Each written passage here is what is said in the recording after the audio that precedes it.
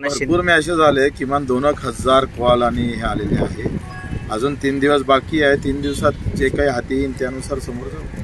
नेमकं म्हणजे काय कारण असं वाटते आपलं? आता काय झालं का आम्ही इतकं प्रचंड काम केलं आणि गेल्या 20 वर्षामध्ये लाखाच्या वर आपण शस्त्रक्रिया केल्या आणि कामामध्ये आपण महाराष्ट्रात पहिल्या क्रमांकावर आहे। या सगळ्या व्यवस्था असताना सुद्धा लोकांना जात पात एका इकडे मुसलमानाचा फतवा निघाला तर दुसऱ्या इकडे इकडून पटेंगे तो पटेंगे अशा सगळ्या या पार्श्वभूमीत सेवेचा झेंडा आमचा माघारलेला आहे। यावेळेस आपण लोकांचं जन्मात घेतलं पाहिजे का काय केलं पाहिजे? धर्माचं राजकारण का सेवेचं राजकारण केलं पाहिजे? सेवेचं आणि सत्तेत जायचं का सत्तेच्या बाहेर जाऊन विरोध करून काम करायचं, असं एकंदरीत आम्ही अभिप्राय लोकांचे घेत आहोत।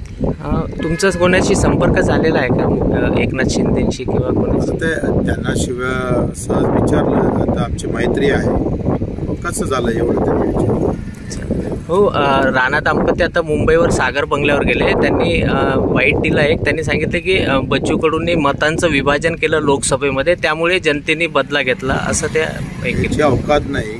तुम्ही ईव्ही मशीनच्या शिवाय मला वाटते पॅडवर तुम्ही मतदान घ्या आणि मग तुमचा नशीब आजमावून घ्या।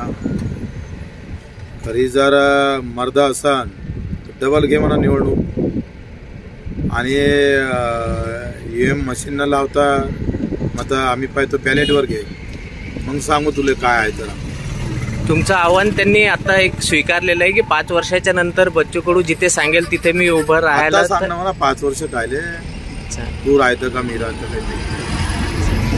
आता नेमकी आपली भूमिका केव्हा तुम्ही जाहीर करणार आहात? 2-3 दिवसात। एबीपी माझा, उघडा डोळे बघा नीट।